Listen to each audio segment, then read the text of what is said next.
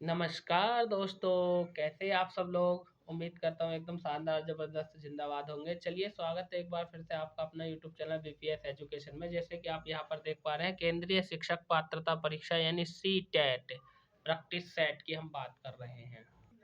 तो पहला खंड है हमारा भाग 1 बाल विकास एवं शिक्षा शास्त्र। ठीक है, तो चलिए बातें तो होती रहेंगी। पहले क्वेश्चन की यदि हम बात करें तो यहाँ पर देखो निर्देश पढ़ लेते हैं। निम्नलिखित प्रश्नों के उत्तर देने के लिए सबसे उचित विकल्प को चुनिए। ठीक है, पहला क्वेश्चन क्या है जरा इसको देख लीजिए ध्यानपूर्वक। क्वेश्चन नंबर 1 में हमसे कहा है कि यानी के मा सी वो यानी CBSE, ठीक है ना, केंद्रीय माध्यमिक शिक्षा बोर्ड द्वारा अपनाए प्रगतिशील शिक्षा के प्रतिमान में बच्चों का सामाजिकरण जिस प्रकार से किया जाता है उससे अपेक्षा की जा सकती है। यानी कहने का मतलब है जो CBSE है इसके द्वारा बच्चों का सामाजिकरण किस प्रकार से किया जा सकता है उसकी हम बात कर रहे हैं। तो इसका जो राइट ऑप्शन हो जाएगा वो हो जाएगा आपका पहले क्वेश्चन का ऑप्शन नंबर बी, यानी वे सामूहिक कार्य में क्रियाशील भागीदारिता का निर्वहन करें तथा सामाजिक कौशल सीखें। ये इसका राइट आंसर हो जाएगा। ठीक है, और भी दो ऑप्शन है, आप इनको भी देख सकते हो, लेकिन ये आंसर है नहीं। ठीक है, क्वेश्चन बड़ा है, स्लाइड छोटी है। चलिए ठीक है, अगले क्वेश्चन की हम बात करते हैं। देखो यहाँ से समझो, क्वेश्चन नंबर 2 में क्या कह रखा है। निम्नलिखित में से कौन सा वाइगोत्स्की के सामाजिक सांस्कृतिक सिद्धांत पर आधारित है। तो यदि हम बात करें इसकी, तो वाइगोत्स्की के सामाजिक सांस्कृतिक सिद्धांत पर जो आधारित है वो है आपका पारस्परिक शिक्षण, यानी ऑप्शन नंबर बी आपका राइट आंसर हो जाएगा। वही हम बात करें नेक्स्ट क्वेश्चन, क्वेश्चन नंबर 3, इसमें क्या कह रखा है, 3 में कह रखा है, जरा ध्यान दीजिए इधर। देखो इसमें क्वेश्चन बड़े बड़े होते हैं, इसलिए स्लाइड को मैं ज़्यादा छोटा करूंगा तो दूसरा पार्ट आ जाएगा, आप इसको समझ लीजिएगा। ठीक है, देखिए क्वेश्चन नंबर 3 में कह रखा, एक शिक्षिका अपनी कक्षा में कहती है, क्या कहती है, सभी प्रकार के प्रदत्त कार्यों का निर्माण इस प्रकार किया गया है कि प्रत्येक विद्यार्थी अधिक प्रभावशाली ढंग से सीख सके, अतः सभी विद्यार्थी बिना किसी अन्य की सहायता से अपना कार्य पूर्ण करे। वह कोल्हा वर्ग के किस नैतिक विकास के चरण की ओर संकेत दे रही है। ठीक है, यदि हम बात करें शिक्षिका अपने बच्चों को समझा रही है किस प्रकार के विकास की वो बात कर रही है, तो यहाँ पर औपचारिक चरण यानी कानून और व्यवस्था की बात कर रही है। यहाँ पर इसका आंसर हो जाएगा राइट पार्ट नंबर 1। वहीं हम बात करें क्वेश्चन नंबर 4 की, तो क्वेश्चन नंबर 4 में क्या कहा है। क्वेश्चन नंबर 4 में कहा है, जरा देख लीजिए इसको, कि 14 वर्षीय देविका अपने आप में पृथक स्वातंत्र्य व्यक्ति की भावना को विकसित करने का प्रयास कर रही है। वह विकसित कर रही है किस चीज़ को, इसका हमें आंसर बताना है। तो इसका राइट आंसर हो जाएगा ऑप्शन नंबर बी, यानी स्वायत्तता। ठीक है, वही हम बात करें क्वेश्चन नंबर 5 की। क्वेश्चन नंबर 5 में क्या कहा, जरा इसको भी ध्यानपूर्वक देख लीजिए। ये कह रखा है इसमें कि प्रगतिशील शिक्षा के संदर्भ में निम्नलिखित में से कौन सा कथन जॉन ड्यूई के अनुसार समुचित है। ठीक है, तो जॉन ड्यूई के अनुसार समुचित कथन की यदि हम बात करें क्वेश्चन नंबर 5 की, तो इसका राइट आंसर हो जाएगा ऑप्शन नंबर बी, यानी विद्यार्थियों को स्वयं ही सामाजिक समस्याओं को सुलझाने में सक्षम होना चाहिए। Option number B right answer हो जाएगा। वही हम बात करें क्वेश्चन नंबर 6 की, तो 6 में क्या कह रखा इसको भी देख लीजिए।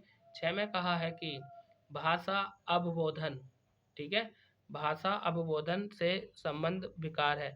तो भाषा अवबोधन से संबंध विकार की यदि हम बात करें तो यह है भाषाघात। ठीक है, ऑप्शन नंबर डी इसका राइट आंसर हो जाएगा। वही हम बात करें क्वेश्चन नंबर 7 की, तो क्वेश्चन नंबर 7 में क्या कहा, इसमें हमसे पूछा गया है क्वेश्चन नंबर 7 में कि क्वेश्चन बहुत बहुत बड़े हैं भाई।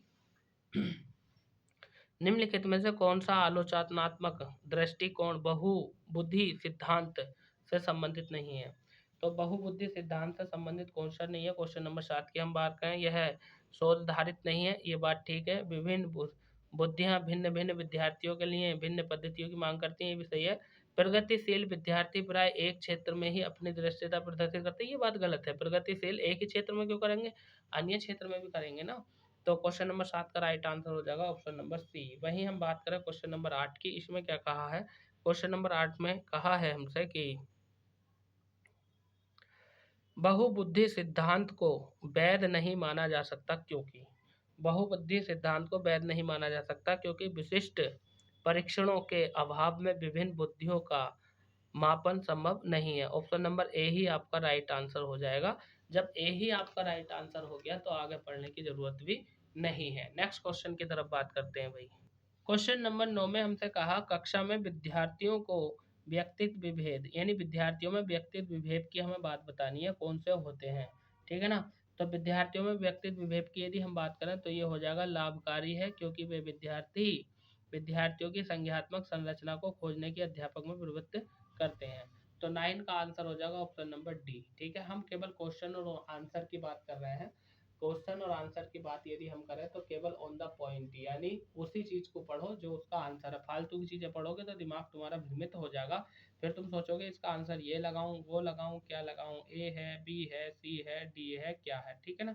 आगे हम बात कर रहे हैं क्वेश्चन नंबर 10 यानी 10 की। इसमें कहा है विद्यालय आधारित आकलन प्रारंभ किया गया था ताकि विद्यालय आधारित आकलन प्रारंभ किया गया था ताकि सभी विद्यार्थियों के संपूर्ण विकास को निश्चित किया जा सके। तो ऑप्शन नंबर बी 10 का राइट आंसर हो जाएगा। वही हम बात करें क्वेश्चन नंबर 11 की, जो कि इस प्रकार है। क्वेश्चन नंबर 11 में हमसे पूछा है कि निम्नलिखित में से कौन सा एक अन्य विकल्पों से संबंधित नहीं है। ठीक है, निम्नलिखित में से कौन सा एक अन्य, मतलब 3 विकल्पों में एक जैसी बात कही है, कोई सा एक विकल्प ऐसा है जो इनसे भिन्न है। ठीक है ना। तो देखिए, प्रश्नोत्तर सत्रों को संगठित करना सही बात है, किसी विषय पर विद्यार्थी की प्रतिक्रिया को लेना सही बात है, प्रश्नोत्तरी यानी क्यूज परिचालित करना सही बात है, स्व आकलन को कौशल को प्रभावित करना यही बात गलत है, ये इन तीनों से भिन्न है, मेल नहीं खाता है। वही हम बात करें क्वेश्चन नंबर 12 की। क्वेश्चन नंबर 12 में क्या कहा है, देखो इसके क्वेश्चन थोड़े बड़े होते हैं, इसलिए मैं कोशिश करूंगा कि पूरा आ जाए कैमरे में। 12 में कहा निम्नलिखित में से कौन सा प्रश्न प्रत्येक विशिष्ट क्षेत्र में ठीक तरह से मिला हुआ है। ठीक है ना। कौन सा प्रश्न अपने विशिष्ट क्षेत्र में ठीक तरह से मिला हुआ है, ये हमें बताना है। तो यदि हम बात करें तो इसका राइट आंसर हो जाएगा ऑप्शन नंबर डी, यानी निर्धारित कीजिए कि दिए गए मापक विश्लेषण में से कौन सा मापक अन्य उत्तमों के परिणामों में पाने में सर्वाधिक प्रवृत्त किया जा सकता है। तो ऑप्शन नंबर डी आपका राइट आंसर हो जाएगा। वहीं हम बात करें क्वेश्चन नंबर 13 की। तो 13 में क्या कहा, जरा इसको भी देख लीजिए। 13 में हमसे कहा है कि निम्नलिखित में से कौन सी सर्वाधिक प्रभावशाली विधि हो सकती है जो आपकी इस अपेक्षा को पूरा कर सके कि वंचित विद्यार्थी अपनी भागीदारिता द्वारा सफल हो सके। ठीक है ना। तो भैया यदि हम बात करें क्वेश्चन नंबर 13 की, तो इसका राइट आंसर हो जाएगा ऑप्शन नंबर ए, यानी आप उनकी सहायता हेतु उसकी क्षमता में विश्वास को अभिव्यक्त करें, यानी बच्चों की जो क्षमता है उसको विश्वास दिलाने के लिए उसको अभिव्यक्त करें। नेक्स्ट क्वेश्चन की बात करते हैं। क्वेश्चन नंबर 14 में हमसे कहा निम्नलिखित में से कौन सा विकासात्मक विकार का उदाहरण नहीं है। तो विकासात्मक विकार का उदाहरण कौन सा नहीं है, तो ऑप्शन नंबर सी यानी पर अभिजात मानव यानी पास्ट ट्रांसमिटिंग, ये ऑप्शन नंबर सी आपका राइट आंसर हो जाएगा। नेक्स्ट क्वेश्चन की बात करते हैं क्वेश्चन नंबर 15। इसमें क्या कहा है, जरा ध्यान दीजिए। बहु शिक्षण शास्त्रीय तकनीकें वर्गीकृत अधिगम सामग्री बहु आकलन तकनीकी तथा परिवर्तनीय जटिलता एवं सामग्री का स्वरूप निम्नलिखित में से किससे संबंधित है। तो किससे संबंधित है, क्वेश्चन नंबर 15 की यदि हम बात करें तो ये संबंधित है विभेदित अनुमोदन से। ऑप्शन नंबर सी आपका राइट आंसर हो जाएगा। Next question number 16। वही क्वेश्चन नंबर 16 में हमसे कहा है निम्नलिखित में से प्रतिभाशाली अधिगमताओं के लिए क्या समुचित है। तो प्रतिभाशाली जो अधिगमकर्ता हैं उनके लिए जो समुचित है वो है आपका option number C right answer हो जाएगा यहाँ पर, कि अपनी उच्च स्तरीय संवेदनात्मक के कारण वे भी निम्न श्रेणी पा सकते हैं। तो क्वेश्चन नंबर 16 का आंसर हो जाएगा ऑप्शन नंबर सी। वही हम बात करें क्वेश्चन नंबर 17 की। तो 17 में हमसे कह रखा कि विद्यालय में समावेशन मुख्यतः केंद्रित होता। तो विद्यालय में जो समावेशन मुख्यतः केंद्रित होता है वो होता है विशिष्ट श्रेणी वाले बच्चों के लिए सूक्ष्मता सूक्ष्म सूक्ष्माति सूक्ष्म प्रावधानों के लिए निर्णय पर। ठीक है, तो ऑप्शन नंबर ए आपका राइट आंसर यहाँ पर हो जाएगा क्वेश्चन नंबर 17 का। नेक्स्ट हम बात करते हैं क्वेश्चन नंबर 18 की। 18 में हमसे कहा है कि बच्चों में सीखी गई निस्सहायता का कारण होता है। तो बच्चों में सीखी गई निस्सहायता का कारण है, कौन सा है ये हमें बताना है। तो इस व्यवहार को अर्जित कर लेना कि वे सफल नहीं हो सकते। ठीक है ना, यही निस्सहायता का कारण है। भाई सफल हो गए, ये मान के चलो अपने दिमाग में। ठीक है, क्वेश्चन नंबर 19 की यदि हम बात करें तो इसमें कहा है कि यदि एक विद्यार्थी विद्यालय में लगातार निम्नतर श्रेणी प्राप्त करता है तो उसके अभिभावक को उसकी सहायता हेतु परामर्श दिया जा सकता है क्या, कि वह अध्यापकों की घनिष्ठ संगति में कार्य करे। ऑप्शन नंबर ए 19 का राइट आंसर हो जाएगा। ठीक है, वही हम बात करते हैं क्वेश्चन नंबर 20 की। 20 में क्या क्या रखा है, जरा इसको भी ध्यानपूर्वक समझ लीजिए। 20 में हमसे पूछा है कि निम्नलिखित में से समस्या समाधान को क्या संबंधित नहीं करता है। तो जो समस्या है, समस्या का समाधान जो है, मतलब समाधान उसको क्या बाधित नहीं करता है, ये हमसे पूछा है। तो क्वेश्चन नंबर 20 की यदि हम बात करें तो अंतर्दृष्टि इसका राइट आंसर हो जाएगा। वही हम बात करें क्वेश्चन नंबर 21 यानी 21 की, तो इसमें क्या कहा है, इसमें कह रखा है कि एक शिक्षिका पाठ को पूर्व पठित पाठ से जोड़ते हुए बच्चों को सारांश लिखना सिखा रही है, वह क्या कर रही है। तो भैया वह क्या कर रही है, इसमें कोई बताने की इतनी बड़ी बात नहीं है। वह बच्चों की पीठ बच्चों की पाठ समझाने की स्वशैली विकसित करने में सहायता कर रही है।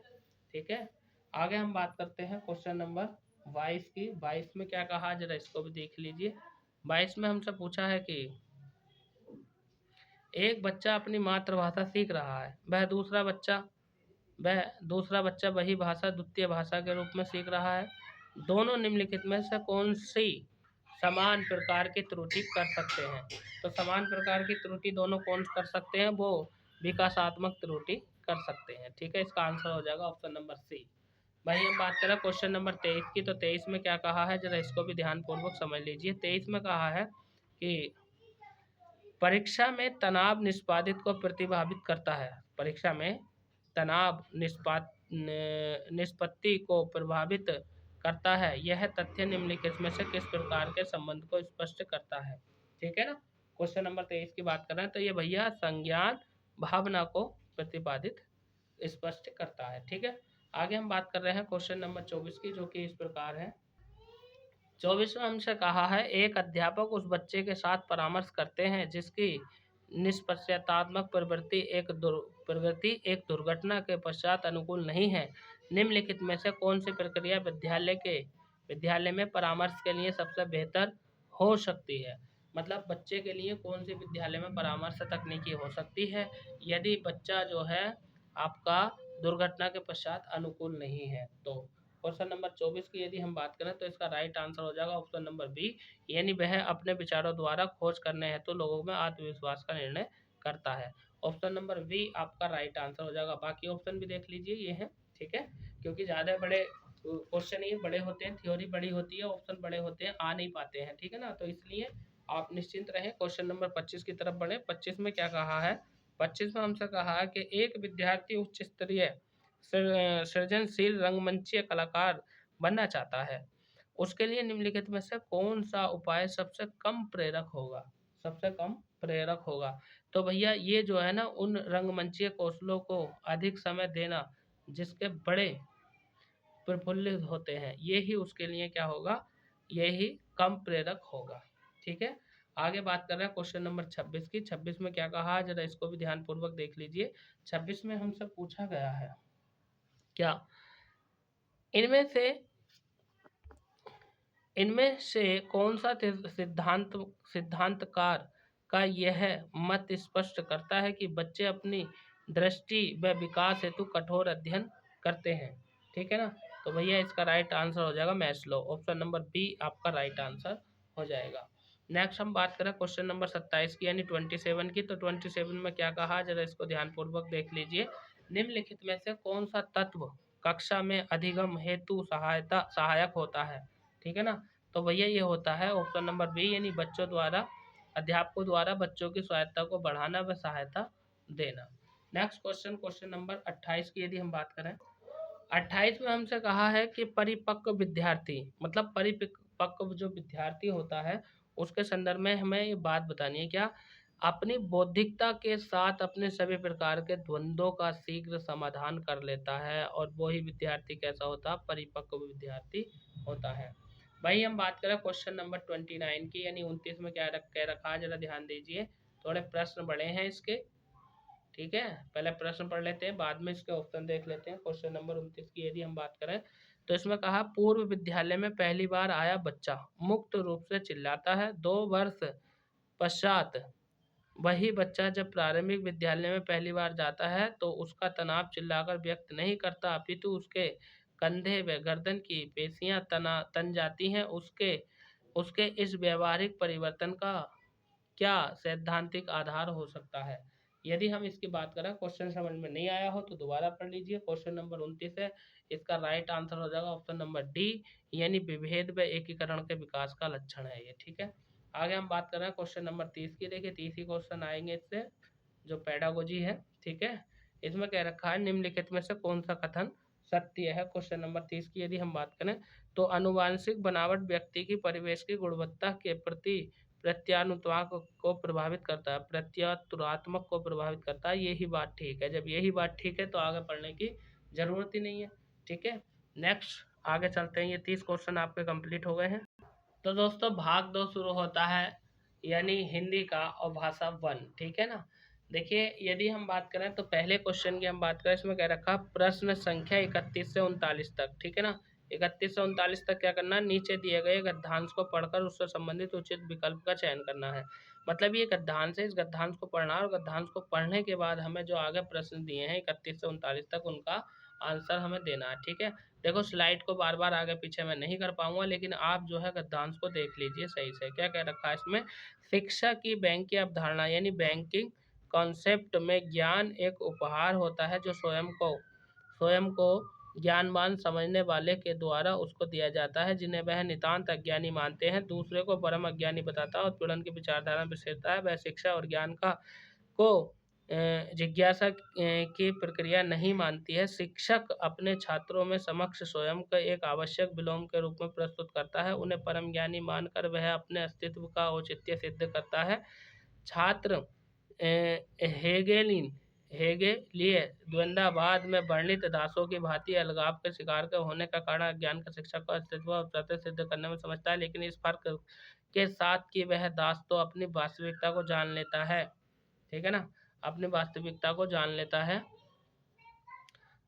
है कि मालिक का अस्तित्व उसके अस्तित्व पर निर्भर है, लेकिन ये छात्र अपनी इस वास्तविकता को कभी नहीं जान पाते कि वह शिक्षक को शिक्षित करते हैं। ठीक है ना, तो देखिए यदि हम बात करें, ये आपने पैराग्राफ पढ़ा 31 से लेकर के 39 तक, हमें इसका आंसर देने हैं। पहले क्वेश्चन की यदि मैं बात करूं, 31वां क्वेश्चन कह रखा शिक्षा की बैंकीय अवधारणा शिक्षक को किस रूप में प्रस्तुत करती है, तो भैया शिक्षक को यानी शिक्षा ज्ञान के लेन देन की प्रक्रिया में बैंक की अवधारणा को प्रस्तुत करती है। ठीक है, option number B question number 31 का राइट आंसर हो जाएगा। वही हम बात करें क्वेश्चन नंबर 32 की। 32 में कह रखा है कि गद्यांश के अनुसार छात्र अपनी किस वास्तविकता को नहीं जानता है, यानी जो गद्यांश दिया उसके अनुसार छात्र अपनी किस वास्तविकता को नहीं जान पाते हैं। क्वेश्चन नंबर 32 की यदि हम बात करें तो वो शिक्षा पूर्णतः शिक्षित नहीं है। ठीक है ना, शिक्षा पूर्णतः शिक्षित नहीं है, इसको नहीं जान पाते हैं।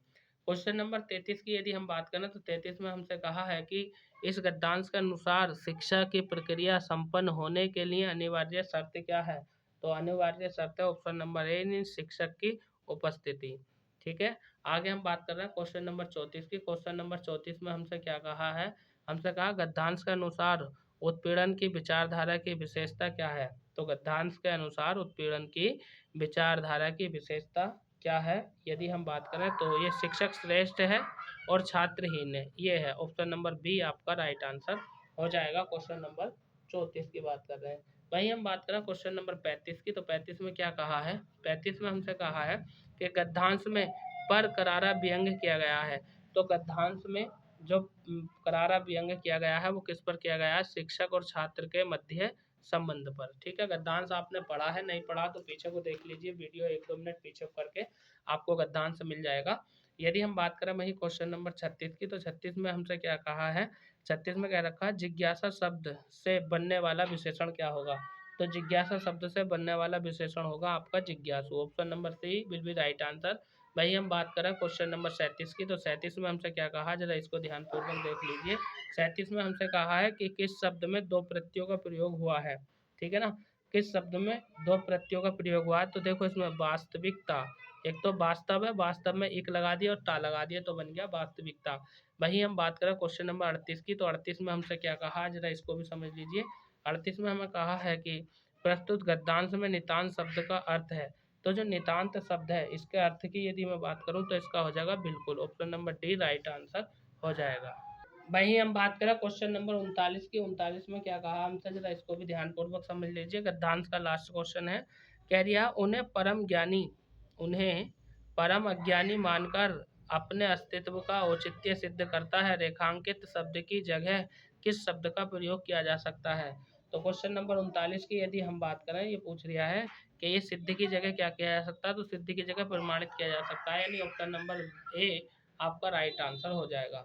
वही हम बात करें नेक्स्ट क्वेश्चन की, तो नेक्स्ट में हमसे क्या कहा, ये कह रहा है प्रश्न नंबर 40 से 44 तक सबसे उचित विकल्प का चयन कीजिए। ठीक है, कैसे, कहानी, कविता, गीतों और नाटकों के माध्यम से बच्चे कैसे होते हैं।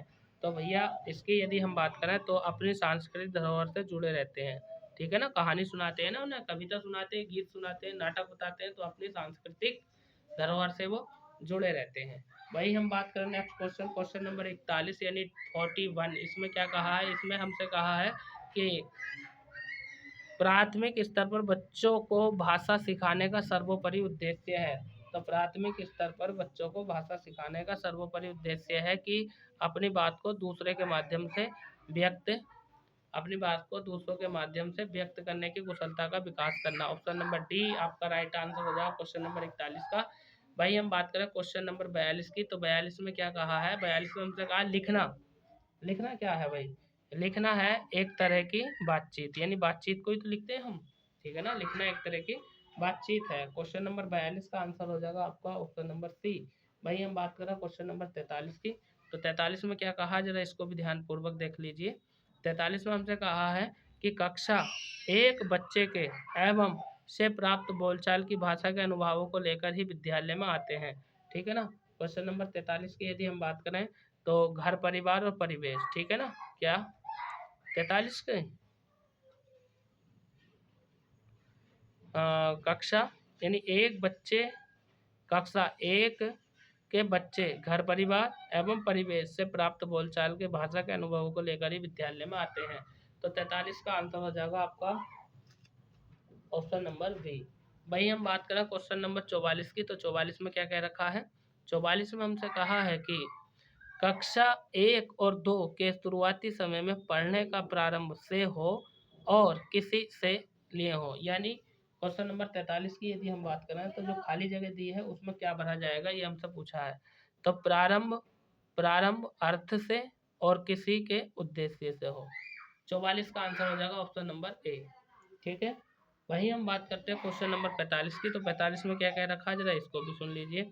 45 में ये कहा है हमसे 45 में, इनमें से कौन सा प्राथमिक स्तर पर हिंदी भाषा शिक्षण का उद्देश्य नहीं है। मतलब प्राथमिक स्तर पर हिंदी भाषा शिक्षण का उद्देश्य नहीं है, ये हमसे पूछा गया। तो ये ऑप्शन नहीं है, कौन सा आंसर होगा इसका, तो इसका आंसर हो जाएगा सुनी गई बातों को जो कहती हो दोहराना। ऑप्शन नंबर डी आपका राइट आंसर हो जाएगा। वही हम बात करें क्वेश्चन नंबर 46 की, तो 46 में हमसे क्या कहा है, 46 में कह रखा है कि भाषा कौशलों के संबंध में कौन सा कथन सही है। तो भाषा कौशलों के संबंध में जो सही कथन है वह है भाषा के कौशल अंतर संबंधी होते हैं। ऑप्शन नंबर ए आपका राइट आंसर हो जाएगा क्वेश्चन नंबर 46 का। वही हम बात करें क्वेश्चन नंबर 47 की, तो 47 में क्या किया है, 47 में हमसे पूछा गया है कि भाषा और एक उत्तम साधन है, यानी भाषा सोचने, महसूस करने और चीज़ों से जुड़ने का एक उत्तम साधन है। ऑप्शन नंबर सी आपका राइट आंसर हो जाएगा।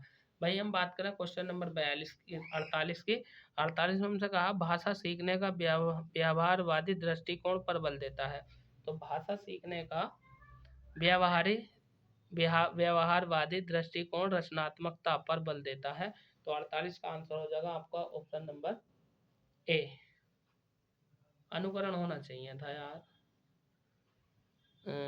48 की यदि हम बात करें, दोबारा पढ़ लेते हैं, भाषा सीखने का व्यवहारवादी दृष्टिकोण, हाँ अनुकरण होता है। ठीक है, ये इसका राइट आंसर होगा, ये नहीं होगा भैया। ठीक है, आगे हम बात कर रहे हैं क्वेश्चन नंबर 49 की। 49 में क्या कहा है कहा तो इसमें मैंने ये था, लेकिन निशान बी पर लगा दिया था। नासिर पढ़ते समय अनेक बार अटकती है। नासिरा है, नासिरा। नासिरा पढ़ते समय अनेक बार अटकती है, उसे पढ़ने में कठिनाई होती है, उसकी समस्या मुख्यतः से संबंधित है। तो किससे संबंधित है भैया? ये हो जाएगी आपके डिसलेसिया से, ठीक है ना, डिसलेसिया से संबंधित है, क्योंकि वो पढ़ने में बार बार अटक रही है, नहीं। आगे हम बात कर रहे हैं क्वेश्चन नंबर 50 की। 50 में क्या कह रखा है, जरा इस पर भी ध्यान दीजिए। 50 में हमसे कहा गया है कि वाइगोस्की के विचारों पर आधारित कक्षा में पर सबसे अधिक बल दिया जाता है, ठीक है ना। तो ये भैया जो परस्पर अंतःक्रिया होती है ना, उस पर अधिक बल दिया जाता है, ये वाइगोस्की के अनुसार है, ठीक है ना। कक्षा में परस्पर अंतःक्रिया सबसे अधिक बल दिया जाता है। भाई हम बात करें क्वेश्चन नंबर 51 की, यानी 51 की। 51 में क्या कह रखा है, जरा इसको देख लीजिए। 51 में हमसे कहा है कि हमारी कक्षाओं में बच्चे भिन्न भिन्न भाषिक पृष्ठभूमि से आते हैं, अतः उनकी भाषाओं को भी कक्षा में समान देना चाहिए। बिल्कुल सही बात है, अलग अलग भाषाओं को बोलने वाले बच्चे आते हैं ना, तो उनकी भाषा को भी सम्मान देना चाहिए विद्यालय में हमें, ठीक है। Option number A right answer हो जाएगा।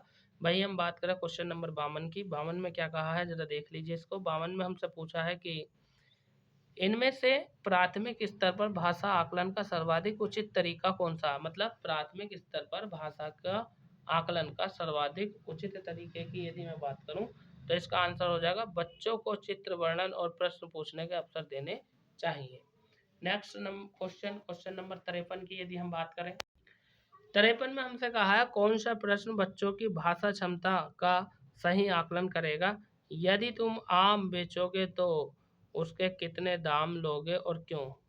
तो ये क्वेश्चन नंबर 53 का राइट आंसर हो जाएगा ऑप्शन नंबर सी। वहीं हम बात करें क्वेश्चन नंबर 54 की, तो 54 में क्या कह रखा है, जरा इसको देख लीजिए ध्यानपूर्वक। 54 में हमसे कहा है कि प्राथमिक स्तर पर बच्चों के लिए बाल साहित्य के चयन का मुख्य आधार क्या होना चाहिए? तो मुख्य आधार होना चाहिए भैया रोचक विषय वस्तु। ऑप्शन नंबर बी आपका राइट आंसर हो जाएगा। वहीं नेक्स्ट क्वेश्चन की हम बात करते हैं। प्रश्न संख्या 55 से 60 तक नीचे दी गई काव्य पंक्तियों को पढ़कर सबसे उचित विकल्प का चयन कीजिए, ठीक है। यानी 55 से लेकर 60 तक हमें प्रश्नों का उत्तर देना है इस काव्य को पढ़कर, ठीक है। क्या? नहीं झुका करते जो दुनिया से करने को समझौता, ऊंचे से ऊंचे सपनों को देते रहते जो न्योता, दूर देखती जिनकी पैनी आंख भविष्य का तकचीर, मैं हूं उनके साथ खड़ी जो सीधी रखते अपनी रीढ़, ठीक है। तो देखो कैसे हम आंसर देंगे प्रश्नों का 55 से लेकर के 60 तक, ठीक है। तो पहले क्वेश्चन की यदि हम बात करें क्वेश्चन नंबर 55 की, तो आपने गद्यांश पढ़ लिया है, नहीं पढ़ा तो दोबारा पढ़ लीजिए। 55 कह रखा कविता की पंक्ति के अनुसार कविता किसके पक्ष में खड़ी है, ठीक है ना। तो कविता भैया जो स्वाभिमानी, जो साहसी और निर्भीक होते हैं ना, उनके सम्मान में खड़ी है, ठीक है, रीढ़। आगे हम बात कर रहे हैं क्वेश्चन नंबर 56 की। तो 56 में क्या कहा है कि व्यक्ति की दृष्टि कैसी होनी चाहिए? तो भैया व्यक्ति की दृष्टि दूरदर्शिता से लैस होनी चाहिए, ठीक है। क्वेश्चन नंबर 56 की यदि हम बात करें तो इसका राइट आंसर हो जाएगा ऑप्शन नंबर सी। वहीं हम बात करें क्वेश्चन नंबर 57 की। तो 57 में क्या कह रखा है कि ऊंचे से ऊंचे सपनों को नियंत्रण देने का भाव है। तो ये भैया हो जाएगा उच्च कोटि के स्वप्न देखना और उन्हें साकार करने का प्रयास करना, ये इसका भाव है। वही हम बात करें क्वेश्चन नंबर 58 की। तो इसमें कहा तम शब्द का पर्याय है, मतलब जो ये तम दिया है ना, इसका पर्यायवाची कौन सा होगा ये हमसे पूछा है। तो तम का मतलब होता है अंधकार, ऑप्शन नंबर सी ये इसका पर्यायवाची और ये ही इसका राइट आंसर है। भाई हम बात करें नेक्स्ट क्वेश्चन 59 की। तो इसमें कहा नहीं झुका करते जो दुनिया में पंक्ति में किसके सामने न झुकने की बात की गई है, ठीक है ना। तो किसके सामने न झुकने की बात की गई है? विषम परिस्थितियों और अन्याय के सामने न झुकने की बात कही गई है। तो ऑप्शन नंबर आपका ये राइट आंसर हो जाएगा। भाई हम बात करें क्वेश्चन नंबर 60 की। तो 60 में हमसे क्या कहा, सीधी रीढ़ का आशय है। तो भैया सीधी रीढ़ का आशय है कि स्वाभिमानी और स्वावलंबी होना। तो दोस्तों देखो पेडागोजी के 30 क्वेश्चन खत्म कर दिए, ठीक है, हिंदी के 30 क्वेश्चन खत्म कर दिए। अब यदि हम बात करें तो एक तो भाषा में एक आता है आपका अंग्रेजी, या तो अंग्रेजी कर लो या संस्कृत कर लो। तो अंग्रेजी और संस्कृत को हम करेंगे बाद में, पहले हम सामान्य अध्ययन के प्रश्नों को निपटा लेते हैं, ठीक है। तो पहले हम सामाजिक अध्ययन जो कला वर्ग के लिए आता है उसके प्रश्नों पर चर्चा कर लेते हैं, बाद में हम संस्कृत या अंग्रेजी के प्रश्नों पर भी चर्चा करेंगे, ठीक है ना। तो क्योंकि इंग्लिश आपके लिए हो सकता है थोड़ी हार्ड हो या इजी हो, मुझे नहीं पता। संस्कृत भी यदि हम बात करें हार्ड हो या इजी हो, एक आएगा, या तो संस्कृत कर लीजिए या हिंदी कर लीजिए, ये ऑप्शनल लैंग्वेज है जो भाषा आपने चुनी होगी, ठीक है। तो सामाजिक अध्ययन की बात कर लेते हैं, लेकिन उससे पहले मैं यही कहूँगा कि यदि आप हमारे चैनल पर पहली बार जुड़ रहे हैं और यदि आप चाहते हैं कि मैं और इस तरह के प्रैक्टिस सेट डालूं, तो आप हमारे चैनल को सब्सक्राइब कर दीजिए प्लीज़, और साथ में बेल आइकन का बटन भी दबा दीजिए, जिससे आने वाली वीडियो का नोटिफिकेशन आपके पास पहुंच जाए। सी टेट के एग्ज़ाम की यदि हम बात करें तो डेट आपको पता ही है, ज़्यादा दूर नहीं है, दिसंबर में आपका पेपर है, ठीक है। तो चलिए संस्कृत की बात बाद में करेंगे, पहले हम बात कर लेते हैं भाग 4 सामाजिक अध्ययन यानी कला वर्ग के लिए क्वेश्चन नंबर, जो कि आपका 91 से शुरू होता है, ठीक है ना। तो 91 क्वेश्चन की यदि हम बात करें तो इसमें पहले क्वेश्चन में क्या कहा है जो 91 है, इसमें कहा अर्थशास्त्र के अनुसार मौर्य काल में उत्तर पश्चिम भारत के लिए प्रसिद्ध था, ठीक है। तो उत्तर पश्चिम भारत के लिए प्रसिद्ध था कंबल। आगे बात कर रहे हैं क्वेश्चन नंबर 92 में, 92 में कहा कि एम्फोरा एक था, यानी एम्फोरा क्या था ये बताना। तो एम्फोरा एक लंबा एवं दोनों तरफ हत्थे लगा जार था, ठीक है ना। कला एवं संस्कृति का प्रश्न है। क्वेश्चन नंबर वही हम बात करें 93 की यानी 93 की, तो 93 में क्या कहा, हमसे कहा है कि रोमन साम्राज्य में काली मिर्च की इतनी मांग थी कि कि इसे नाम से बुलाते थे। किस नाम से बुलाते थे, तो काला सोना के नाम से बुलाते थे भैया। क्यों, क्योंकि रोमन साम्राज्य में काली मिर्च की मांग थी। अब देखिए सोना सबसे महंगा होता और मिर्च थी काली, तो ऐसा काला सोना कह करके बुलाते थे। भाई हम बात करें क्वेश्चन नंबर 94 की, तो 94 में क्या कहा है, इसमें क्या रखा 94 में कि रहट चरखे एवं अग्नि शास्त्रों का आविष्कार में हुआ था, यानी कब हुआ था, कौन से काल में हुआ था, ये हमसे पूछा है क्वेश्चन नंबर 94 में। तो ये भैया मध्यकाल में हुआ था। जो मध्यकाल है ना, इस मध्यकाल में आपका रहट चरखे और अग्नि शास्त्रों का आविष्कार हुआ था। भाई हम बात करें क्वेश्चन नंबर 95 की, 95 में क्या कहा है कि निम्नलिखित में से किस दिल्ली के सुल्तान की प्रशंसा में एक संस्कृत प्रशस्ति पाया गया है। मतलब संस्कृत जो प्रशस्ति है, प्रशस्ति का मतलब होता है किसी भी बादशाह की प्रशंसा में लिखा गया लेख क्या कहलाता है, प्रशस्ति कहलाता है। क्वेश्चन नंबर 95 की यदि हम बात करें तो अलाउद्दीन खिलजी था जिसके लिए संस्कृत में प्रशस्ति लिखा गया है। नेक्स्ट क्वेश्चन नंबर 96 में कहा है कि हिरण्यगर्भ नामक अनुष्ठान किया गया था, तो राजा को क्षत्रिय घोषित करने के लिए, चाहे वह जन्म से क्षत्रिय न हो, उसके लिए हिरण्यगर्भ नामक अनुष्ठान किया गया था। क्वेश्चन नंबर 96 का वी आंसर हो जाएगा। भाई हम बात करें क्वेश्चन नंबर 97 की, तो 97 98 दोनों एक साथ देख लो। 97 में क्या कहा है, 97 में कहा चोल काल में व्यापारियों के संघ को श्रेणी कहा जाता था। नाथ साहित्य का संबंध है, तो भैया नाथ साहित्य का संबंध आपका बंगाली से है। भाई हम बात करें क्वेश्चन नंबर 99 की, तो 99 में हमसे कहा है खान अब्दुल गफ्फार खान ने उत्तर पश्चिमी सीमांत प्रांत में शक्तिशाली अहिंसा आंदोलन चलाया था, ठीक है, जिसे खुदाई खिदमतगार के रूप में जाना जाता है। आगे हम बात कर रहे हैं क्वेश्चन नंबर 100 यानी 100। क्वेश्चन नंबर 100 में क्या कहा है, कांग्रेस द्वारा पारित पूर्ण स्वराज्य यानी 1929 के लिए संघर्ष की प्रस्तावना के बाद को स्वतंत्रता दिवस मनाया गया था, यानी 26 जनवरी 1930 को पहला स्वतंत्रता दिवस मनाया गया था। और ये 1929 का जो कांग्रेस का पूर्ण स्वराज्य अधिनियम हुआ था, लाहौर में हुआ था, इसमें इसको मान लिया गया था। वही हम बात करें नेक्स्ट क्वेश्चन, क्वेश्चन नंबर 101। 101 में क्या कहा गया कि बिग बियर एक उदाहरण है, ठीक है ना। बिग बियर एक उदाहरण है, किस चीज़ का उदाहरण है ये हमें बताना है, तो नक्षत्रशाला का एक उदाहरण है, ठीक है ना। बिग बैंग थ्योरी नहीं पढ़ी आपने। आगे हम बात कर रहे हैं क्वेश्चन नंबर 102 की। 102 में क्या कहा है, जरा इसको भी देख लीजिए। इसमें कह रखा पृथ्वी से चंद्रमा का केवल एक ही भाग दिखाई पड़ता है, क्योंकि चंद्रमा का पृथ्वी के चारों ओर चक्कर लगाने में तथा अपने अक्ष पर घूमने में समान समय लगता है, इसलिए वह दिखाई देता है। Next question number 103। 103 में कहा पृथ्वी अपने अक्ष पर घूमती है पश्चिम से पूर्व की ओर। ठीक है ना, मतलब क्वेश्चन नंबर 103 का राइट आंसर हो जाएगा ऑप्शन नंबर ए। वही हम बात करें क्वेश्चन नंबर 104, इसमें क्या रखा है, जैसे जैसे हम पूर्वी गोलार्ध से पश्चिमी गोलार्ध की ओर जाते हैं तो देशांतर रेखाओं का आकार कैसा होता है, घटता है, बढ़ता है, समान होता है, या पहले बढ़ता है फिर घटता है। क्वेश्चन नंबर 104 की यदि हम बात करें तो ये समान रहता है। ठीक है, आगे हम बात कर रहे हैं क्वेश्चन नंबर 105 की। 105 में क्या कहा है जरा देख लीजिए इसको। इसमें कह दिया पृथ्वी दिन कहलाता है। ठीक है ना, तो पृथ्वी दिन जो कहलाता है वो पृथ्वी द्वारा अपने अक्ष पर घूमने में लिया गया समय, यही पृथ्वी का दिन कहलाता है। ठीक है, पृथ्वी अपने अक्ष पर घूमती है। आगे बात कर रहे हैं क्वेश्चन नंबर 106 की। इसमें कहा है 106 में हमसे कि विषुव विषुव के दिन सूर्य की सीधी किरणें पड़ती हैं, कहाँ पर पड़ती हैं ये हमें बताना है। तो विषुव के दिन विषुवत रेखा पर पड़ती हैं। ऑप्शन नंबर बी आपका राइट आंसर हो जाएगा।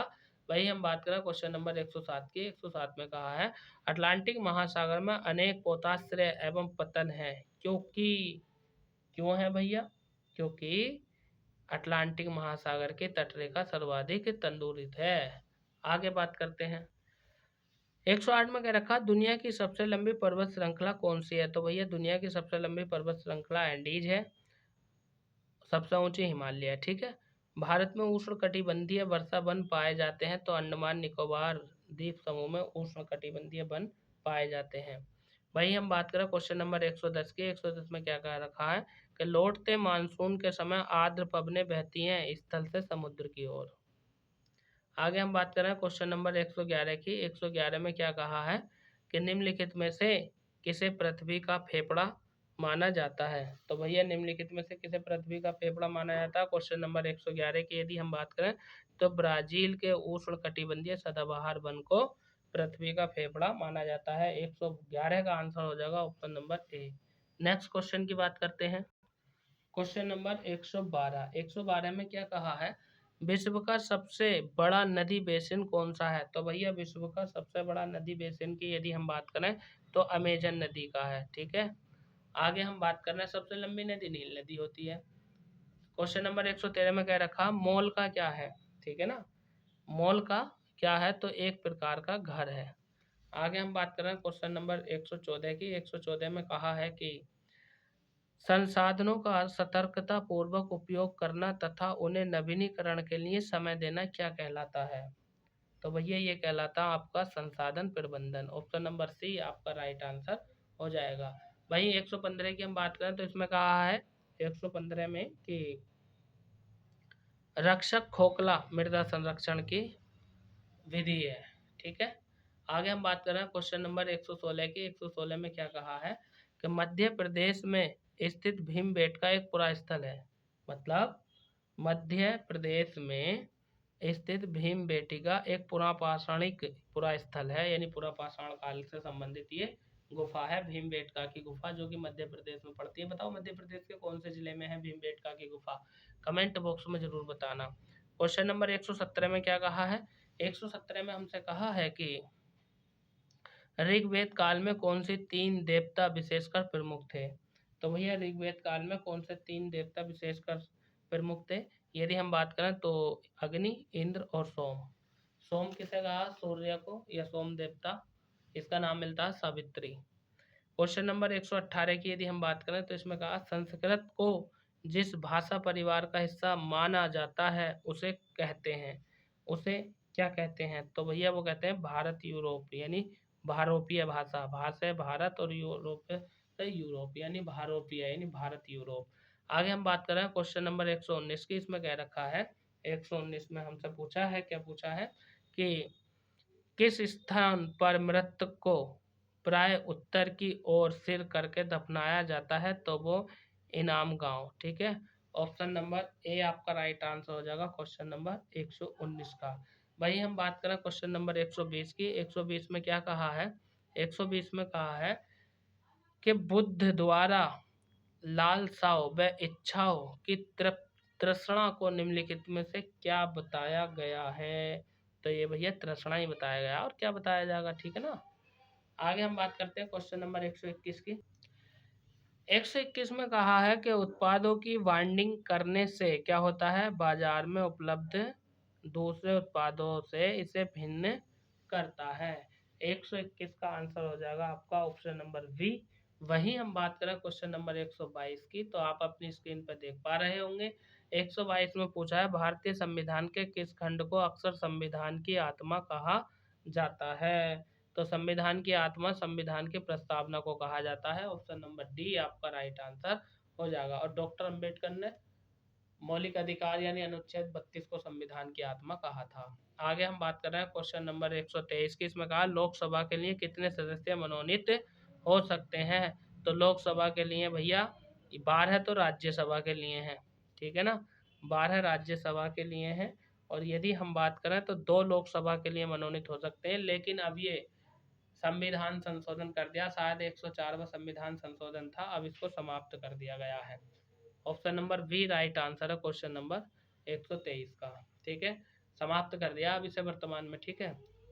आगे हम बात कर रहे हैं क्वेश्चन नंबर 124। न्यायाधीश किसी मुकदमे का निर्णय देता है, तो सबूतों के आधार पर ही तो देगा, उसे जो सबूत मिलेंगे उन्हीं सबूतों के आधार पर न्यायाधीश अपना निर्णय देगा। वही हम बात करें क्वेश्चन नंबर 125 की। 125 में क्या कहा, जरा इसको भी देख लीजिए। 125 में हमसे कहा है कि निम्नलिखित में से किस पंथ पर आदिवासी प्रभाव प्रचलित होता है। तो आदिवासी प्रभाव प्रचलित होता है क्वेश्चन नंबर 125 की यदि हम बात करें तो जगन्नाथ पंथ पर। Option number B right answer हो जाएगा। क्वेश्चन नंबर 126 की यदि हम बात करें तो 126 में हमसे पूछा है दस्त, पेचिश, हैजा जैसी बीमारियों को रोका जा सकता है सुरक्षित पेयजल उपबंध कराकर, ठीक है ना, यानी गंदा जल, दूषित जल पीने से तो पेचिश, दस्त, हैजा होता है। तो क्वेश्चन नंबर 126 का आंसर हो जाएगा आपका ऑप्शन नंबर सी। वहीं हम बात करें क्वेश्चन नंबर 127 की। तो 127 में हमसे क्या कहा है, 127 में पूछा है कि सरकार एवं उसके कार्यों की चर्चा अक्सर अतिवादी विचारों की तरफ ले जाती है, अतः शिक्षक को चाहिए कि वह उपदेशात्मक क्रियाओं की तुलना में अधिक वस्तुस्थ अंत्य क्रियाओं का आयोजन करे, ठीक है। नेक्स्ट क्वेश्चन नंबर 128 की यदि हम बात करें तो 128 में हमसे पूछा है, क्या पूछा है जरा देख लीजिए इसको। 128 में हमसे पूछा है कि निम्नलिखित में से किस कारक के विद्यार्थियों व किशोरों के व्यवहार व प्रवृत्ति पर असर के विषय में समाज वैज्ञानिकों के आधार पर वैज्ञानिकों के विचार सबसे अधिक विविधता लिए हुए हैं। देखो भाई क्वेश्चन नंबर 128 की यदि हम बात करें तो टेलीविजन है, क्योंकि टेलीविजन की यदि हम बात करें तो किशोरों किशोरियों के व्यवहार पर अधिकतर ये जो है अपना बल जमा रहे हैं। क्वेश्चन नंबर 129 की बात करते हैं। 129 में हमसे कहा कि निम्नलिखित में से कौन सी सामाजिक विज्ञान कक्षा में शिक्षार्थियों के शैक्षणिक गतिविधियों पर बिताए गए समय को बढ़ाने के लिए सर्वोत्तम है। तो नए विषय पर चर्चा करने से पहले सभी शिक्षकों को अलग अलग परियोजनाएं देना। Option number B question number 129 का राइट आंसर हो जाएगा। वही हम बात करते हैं क्वेश्चन नंबर 130 की। 130 में क्या कहा है जरा इस पर भी ध्यान दीजिए। 130 में कह दिया एक छात्रा भारतीय सैनिकों द्वारा कारगिल युद्ध में झेली कठिनाइयों के विषय में उत्सुक है। वह कुछ सैनिकों का इंटरव्यू लेती है जिन्होंने इस युद्ध में हिस्सा लिया था। इन सैनिकों को निम्नलिखित में से क्या माना जा सकता है। क्वेश्चन नंबर 130 की हम बात करें तो इन्हें प्राथमिक स्रोत माना जा सकता है, क्योंकि यही पहले थे, इन्होंने कठिनाइयाँ झेली थी। आगे हम बात कर रहे हैं क्वेश्चन नंबर 131 की। दोस्तों यदि आप पहली बार हमारा ये वीडियो देख रहे हैं, चैनल पर नए हैं, तो मैं आपसे रिक्वेस्ट करता हूं तो चैनल को सब्सक्राइब कर दीजिएगा और वीडियो को लाइक एवं शेयर कर दीजिएगा अपने दोस्तों में। यदि आप चाहते हैं कि मैं और प्रैक्टिस सेट इस तरह के लेकर के आऊँ तभी मैं वीडियो बनाऊंगा, अन्यथा नहीं, ठीक है। चलिए, क्योंकि आपका प्यार ही हमें हौसला देता है, हौसला बढ़ाता है। आप चैनल को सब्सक्राइब करेंगे, वीडियो को लाइक करेंगे और कमेंट करेंगे मुझे कि सर और इस तरह के प्रैक्टिस सेट लाइए, तभी मैं लेकर के आऊँगा। 131 की यदि हम बात करें तो 131 में क्या कहा जरा इसको भी ध्यानपूर्वक देख लीजिए, सुन लीजिए, समझ लीजिए। ठीक है, क्या कहा है इसमें? एक शिक्षक कक्षा 7, ये 7 लिखा हुआ, कक्षा 7 के छात्रों को गहन अध्ययन के लिए प्रकरण देना चाहता है, निम्नलिखित में से सबसे उपयुक्त कौन सा होगा? क्वेश्चन नंबर 131 की यदि हम बात करें तो सबसे उपयुक्त होगा भारत की प्रमुख फसलें, क्योंकि इसमें बच्चा जो है इंटरेस्ट लेगा। ठीक है, 131 का आंसर हो जाएगा ऑप्शन नंबर वी। वही हम बात करें क्वेश्चन नंबर 132 की, 132 में क्या कहा है? व्यक्तित्व चुनाव की तुलना में अवलोकन योग्य तथ्यों को ध्यान में रख निगमन निकालना निम्नलिखित में से क्या कहलाता है? तो भैया 132 की यदि हम बात करें तो ये निकालना कहलाता है तर्कना, यानी तर्क लगाना। ऑप्शन नंबर ए आपका राइट आंसर हो जाएगा। वही हम बात करें क्वेश्चन नंबर 133 की, 133 में क्या कहा, इस पर भी ध्यान दे लीजिए। इसमें कहा है विभिन्न देशों में भूमि उपयोग को दर्शाने के लिए निम्नलिखित में से सबसे उपयुक्त कौन सा होगा? तो तुलनात्मक chart, option number B question number 143 का, सॉरी 33 का राइट आंसर हो जाएगा। वही हम बात करें क्वेश्चन नंबर 134 की, तो 134 में हमसे कह रखा है कि एक शिक्षक अपनी पाठ्य योजना में छात्र मौर्य वंश के पतन के कारणों को बता सकेंगे। अनुमोदनात्मक उद्देश्य लिखती है, यह उद्देश्य किसके अंतर्गत आएगा? क्वेश्चन नंबर 134 की यदि हम बात करें तो इसका राइट आंसर हो जाएगा ऑप्शन नंबर बी, यानी अवबोध है। नेक्स्ट बात करते हैं क्वेश्चन नंबर 135 की। 135 में हमसे कहा है निम्नलिखित में से के अतिरिक्त सभी सृजनात्मक चिंतन के अभिलक्षण हैं। तो इनमें से कौन से सभी सृजनात्मक चिंतन के अभिलक्षण है, ये हमसे पूछा है 135 में। तो दी गई समस्या के लिए सदा ठीक ठीक उत्तर देने के सामर्थ्य, ये ही है आपका option number A he right answer हो जाएगा। जब पहला ऑप्शन आपको लगा कि ये आंसर है तो अगले पे जाओ मत, आगे पे जाओगे आगे तो भ्रमित होगे। ठीक है ना। आगे हम बात कर रहे हैं क्वेश्चन नंबर 136 की। 136 बड़ा लंबा चौड़ा दे रखा है, जरा पढ़ो तो सही। 136 में क्या कहा है? तो 136 में हमसे कहा है कि एक सामाजिक विज्ञान कक्षा में शिक्षार्थी वह चर्चा आरंभ करते हैं कि विद्यालय के निकट मोबाइल टावर लगाना चाहिए कि नहीं। एक छात्रा कहती है कि टावर से निकलने वाले विकिरण छात्रों को बीमार कर देगा। एक और छात्रा कहती है कि उसने समाचारों में सुना है कि मोबाइल टावर मनुष्य को बीमार नहीं करते हैं। एक शिक्षिका के नाते आप क्या करेंगे? तो भैया मैं बता दूं, एक शिक्षिका के नाते आप क्या करो। चलो अच्छा, ये क्वेश्चन आपके लिए होमवर्क दे रहा हूँ मैं। लो लो, होमवर्क दे दिया। इसका आंसर आपको मुझे कमेंट बॉक्स में बताना है। क्वेश्चन नंबर 136 का दोबारा पढ़ लो, पीछे करो वीडियो को, पढ़ लो और बता दो। 137 में हमसे कहा है कि राष्ट्रीय पाठ्यचर्या प्रारूप 2005 के अनुसार उच्च प्राथमिक स्तर पर सामाजिक विज्ञान की विषय वस्तु निम्नलिखित में से किन विषय से ली जानी चाहिए? तो इतिहास, भूगोल, राजनीतिक शास्त्र और अर्थशास्त्र। आगे हम बात कर रहे हैं क्वेश्चन नंबर 138 की। 138 में कहा है कि निम्नलिखित में से किस संदर्भ में समय रेखा सबसे उपयुक्त होगा? तो किस संदर्भ में समय रेखा सबसे उपयुक्त होगा या होगी? क्वेश्चन नंबर 138 की हम बात करें तो किसी राजवंश का सारांश प्रस्तुत करने में, ये सबसे बेस्ट आंसर रहेगा option number A. Question number 138 का राइट आंसर है। वहीं हम बात करें क्वेश्चन नंबर 139 की। तो 139 में हमसे कहा है, क्या कहा है कि मानचित्र पर किसी स्थल को दर्शाना संबंधित है अनुप्रयोग से। ऑप्शन नंबर सी आपका राइट आंसर हो जाएगा। 140 में कहा है कि बच्चों को कानून का बहुत कम अनुभव होता है, इसलिए कानून पर परिचर्चा करते समय यह महत्वपूर्ण है कि शिक्षक क्या करेगा भैया? परिचित संदर्भों से अधिक उदाहरण दे। भाई हम बात करें क्वेश्चन नंबर 141 की। 141 में क्या कहा है, जरा इसको भी देख लीजिए। 141 में हमसे कहा है कि एक सामाजिक विज्ञान की शिक्षिका द्वारा कक्षा में प्रभावशाली होने के लिए निम्नलिखित में से कौन सी विधि उपयोग में लाई जानी चाहिए?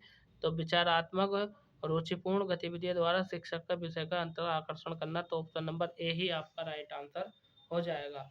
वही हम बात करें क्वेश्चन नंबर 142 की। 142 में क्या कहा है? संविधान पर चर्चा करते समय यह महत्वपूर्ण है कि इसकी चर्चा ऐतिहासिक प्रक्षेपों में की जाए ताकि छात्र जागरूक हो सकें। ठीक है, तो भैया प्राचीन भारत में गणतंत्र फल फूल रहा था, इसके बारे में हमें बताएंगे, तभी तो छात्र जो है जागरूक होंगे। आगे हम बात कर रहे हैं क्वेश्चन नंबर 143 की। 143 में क्या कहा, इसको भी देख लीजिए। 143 यानी 143 ऑल इंडिया फ्री, यानी 143 में कहा कि सामाजिक विज्ञान के परिणाम आधारित शिक्षार्थी अधिगमन मॉडल निम्नलिखित में से किस प्रकार प्राथमिक तौर पर केंद्रित होगा। तो भैया अधिगमन उद्देश्य, अधिगमन गतिविधियां, नवाचार व संकलित आकलन से केंद्रित होगा। ठीक है, आगे बात कर रहे हैं क्वेश्चन नंबर 144 की। 144 में क्या कहा है, जरा इस पर भी नजर डाल लीजिए थोड़ी सी। 144 में हमसे पूछा है, क्या पूछा है, सामाजिक विज्ञान विषय वस्तु का उद्देश्य होना चाहिए, क्या होना चाहिए, तो छात्रों को परिचित सामाजिक तथ्यों का आलोचनात्मक अन्वेषण एवं उन पर विषय उठाकर जागरूक बनाया जाए। भाई हम बात करें क्वेश्चन नंबर 145 की, तो इसमें क्या कहा है, इसमें क्या रखा, हमारे जैसे विविधतापूर्ण समाज में पाठ्य पुस्तकें इस प्रकार की होनी चाहिए, किस प्रकार की होनी चाहिए, कि सभी क्षेत्रों एवं सामाजिक समूह का उनसे जुड़ाव होना चाहिए, मतलब इस प्रकार की पुस्तकें होनी चाहिए हमारे समाज में। आगे हम बात कर रहे हैं क्वेश्चन नंबर 146 की। इसमें क्या कहा है, जरा ध्यानपूर्वक इसे पढ़ लीजिए। 146 में हमसे कहा गया है, और थोड़ा ऊपर ले लो, ठीक है, राष्ट्रीय पाठ्यचर्या प्रारूप 2005 सामाजिक विज्ञान विषय में शिक्षण उद्देश्य शिक्षार्थियों को निम्नलिखित में से किस सामर्थ्य के लिए तैयार करना चाहिए। तो भैया जो पाठ्यचर्या प्रारूप 2005 है, उससे संबंधित सामाजिक विज्ञान के विषय में शिक्षण उद्देश्य शिक्षार्थियों को किस चीज़ के सामर्थ्य के लिए तैयार किया जाना चाहिए, तो इसका राइट आंसर हो जाएगा ऑप्शन नंबर बी, यानी सामाजिक राजनीतिक वास्तविकता के लिए विश्लेषण। ठीक है, आगे हम बात कर रहे हैं क्वेश्चन नंबर 147 के। 147 में हमसे क्या कहा है कि संयुक्त राज्य अमेरिका में नागरिक अधिकार आंदोलन चलाया गया था। तो भैया कैसे चलाया गया था, ये चलाया गया था समान अधिकार तथा नस्ल भेद को समाप्त करने की मांग को लेकर। और जहां हम बात कर रहे हैं अफ्रीका की, तो अफ्रीका में गांधी जी ने चलाया था 1906 में, पहला सत्याग्रह भी था उनका। वही हम बात करते हैं क्वेश्चन नंबर 148 की। 148 में क्या कहा है, 148 में हमसे पूछा है कि मुख्यमंत्री का चुनाव कैसे होता है। भैया चुनाव में बहुमत प्राप्त करने वाली पार्टी के विधायकों द्वारा, मतलब जिस पार्टी को सबसे ज्यादा विधायक मिलते हैं वही विधायक अपना मुख्यमंत्री चुनते हैं। Option number B question number 148 का राइट आंसर हो जाएगा। भाई हम बात करें क्वेश्चन नंबर 149 की। 149 में क्या कह रखा है, 149 में ये कहा है कि निम्नलिखित में से कौन सा लिंग मूलक भेदभाव प्रदर्शित करता है। तो लिंग मूलक भेदभाव मतलब लड़कियां केवल घर के कामकाज कर सकती हैं, भैया ये बात गलत है, लेकिन भेदभाव की बात तो यही कर रहा है, और भी कार्य कर सकती है। आज के समय में देख लो, भारत की सर्वोच्च नागरिक, सर्वोच्च पदाधिकारी इस समय कौन है, महिला ही है, राष्ट्रपति है द्रौपदी मुर्मू। आगे हम बात कर रहे हैं आज का जो हमारा अंतिम क्वेश्चन है, क्वेश्चन नंबर 150, उसकी यदि हम बात करें 150 की, तो देखो अंतिम क्वेश्चन है, और अंतिम क्वेश्चन चाहे जो भी हो वो आपके लिए है। 150 में क्या कहा है, लोकतंत्र में संचार माध्यम एक महत्वपूर्ण भूमिका निभाते हैं, कौन कौन से निभाते हैं, किस लिए निभाते हैं। क्वेश्चन नंबर 150 का आंसर आपको कमेंट बॉक्स में बताना है। दोस्तों यदि ये वीडियो आपको पसंद आया हो और आप चाहते हैं कि इस तरह के प्रैक्टिस सेट और आपके सामने लाए जाएं, तो आप चैनल को सब्सक्राइब कीजिए, वीडियो को लाइक करके शेयर कीजिए, और हमें कमेंट बॉक्स में बताइएगा कि हाँ सर इस तरह के प्रैक्टिस सेट और लाइए, तब मैं next video next practice set लेकर के आऊँगा। यदि आप कमेंट नहीं करेंगे, लाइक सब्सक्राइब नहीं करेंगे, तो यही पहला यही लास्ट प्रैक्टिस सेट आपका हो जाएगा। तो चलिए नेक्स्ट प्रैक्टिस सेट में फिर मुलाकात होती है आपसे, तब तक के लिए शानदार जबरदस्त जिंदाबाद। मैं वीरेंद्र प्रताप सिंह, मुलाकात होती है, धन्यवाद।